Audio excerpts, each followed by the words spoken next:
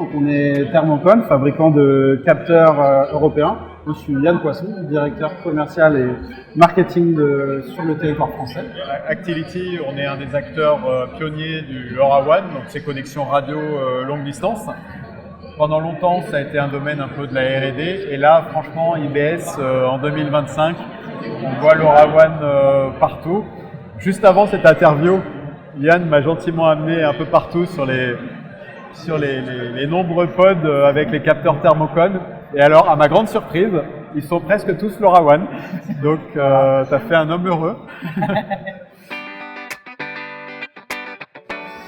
C'est vrai que nous, on est un acteur historique du monde du CVC, chauffage-ventilation. Donc, on a cette historique-là. Ça fait 40 ans qu'on évolue dans le domaine.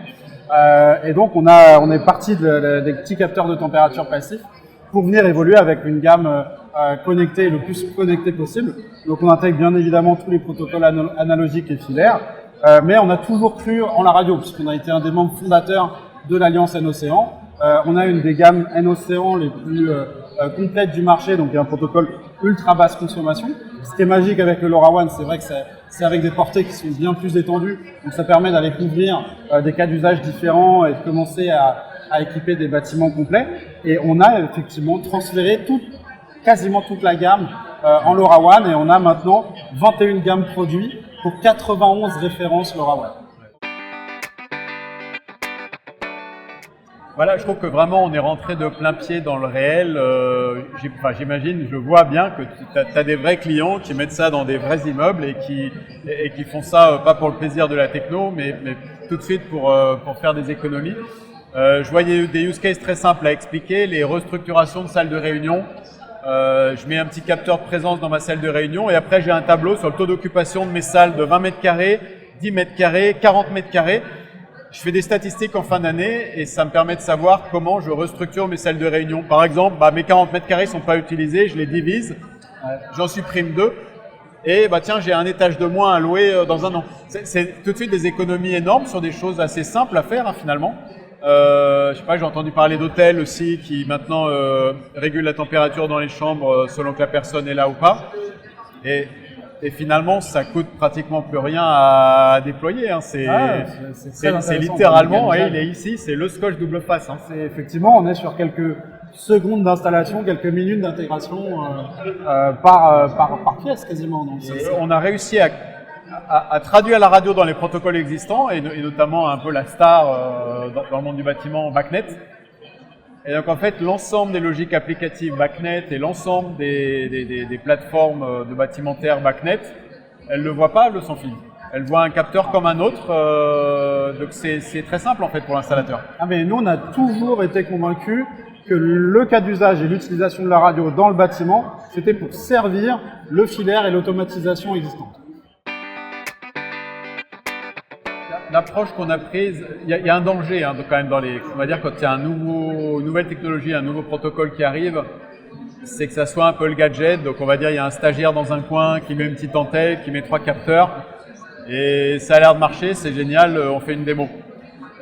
Si on transpose ça dans le monde du bâtiment sur lequel on a des service level agreements et des pénalités, ça peut être la catastrophe. Je ferai l'analogie avec le Wi-Fi. On peut acheter une borne Wi-Fi dans le supermarché du coin, faire marcher son PC dessus, mais si on dit au gestionnaire du bâtiment, t'inquiète, tu peux le mettre sur la tour de 25 étages, ça va être une cata. Ouais. Donc LoRa, c'est un petit peu pareil. On a vraiment appliqué à LoRa, avec ce produit sur lequel on travaille ensemble, le ThinkPark All-in-One, l'équivalent d'un Wi-Fi d'entreprise. C'est-à-dire toutes les bornes travaillent ensemble, ce capteur, il parle à l'ensemble du réseau, tout est centralisé, toutes les transitions d'une borne à l'autre sont bien gérées pour avoir vraiment une solution radio propriétaire. Donc il y a un gros travail qui est fait sur la qualité radio. Parce que quand on dit aux installateurs, vous pouvez commencer à oublier un peu le fil, mettez de la radio, il ne faut pas les tromper. Donc il faut que ça marche vraiment et donc on travaille énormément. Et l'autre point sur lequel on a travaillé énormément, c'est cette adaptation vers les protocoles existants et notamment BACnet et bien sûr Modbus, mais je dirais plus encore BACnet puisque dans Modbus vous avez encore les registres à mapper, il y a encore du travail pour l'intégrateur. Ouais.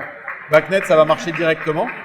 Et donc cet énorme écosystème LoRa dont tu es un excellent représentant, je ne sais pas combien de références il y a derrière notre dos, il y en a 70, 80 maintenant dans ces eaux-là. Il faut que ça marche tout de suite, donc il faut faire des drivers, il faut que ça soit mappé absolument sans couture vers le LoRa. Donc ça c'est l'autre partie du travail qu'on a fait, et mettre de l'huile dans les rouages et faire en sorte que les installateurs puissent le faire sans besoin de formation énorme et sans être déçus après. Effectivement, dans le monde du bâtiment, il y a vraiment le local qui est non négociable, c'est local. Voilà. Après, quand on est dans le secteur public, dans le secteur des HLM, les régions, les villes, maintenant on voit de plus en plus arriver un petit peu des cas hybrides qui sont tous mes HLM, on va mettre des détecteurs de fumée connectés, on va instrumenter les chaufferies, les détections de fuite, etc. Mais ça serait bien quand même si vous pouvez récupérer tous les compteurs d'eau autour.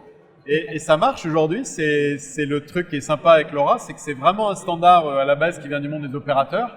Ouais. Donc l'interop, c'est vraiment dans les gènes, donc on peut très bien exporter des données vers la ville pour les compteurs d'eau et garder pour soi et exporter en BACnet les données du bâtiment. Ça a ce petit côté mécano qui est assez sympa. Le fil directeur de la boîte, un petit peu la passion depuis le début, c'est l'interopérabilité.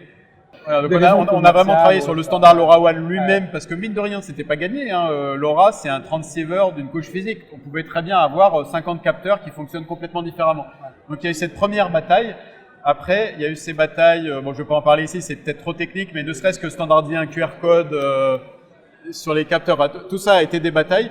Et puis après, on est arrivé dans l'autre bataille qui est vraiment faire en sorte que ça marche avec les autres écosystèmes. Faire en sorte de convaincre des acteurs comme vous de prendre le risque de l'ouverture, parce que Thermocon a un écosystème fantastique, mais je pense que ça serait mentir de dire qu'il n'y a que Thermocon. Bien sûr. Donc il va y avoir des capteurs, alors je ne sais pas si vous faites peut-être un capteur de fumée, mais imaginons non. Le détecteur de fumée, c'est peut-être une autre marque. Ouais. Et donc d'avoir finalement la marque qui accepte cette idée de rentrer dans un écosystème où il y a aussi des concurrents, ce monde de la coopétition. Aujourd'hui, ça a l'air gagné, donc c'est assez sympathique.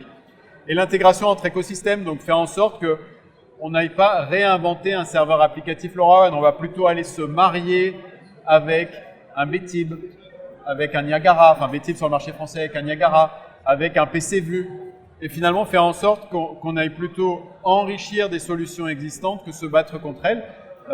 Donc ça c'est un petit peu notre bataille, c'est jamais fini, parce qu'on découvre toujours tel nouveau standard.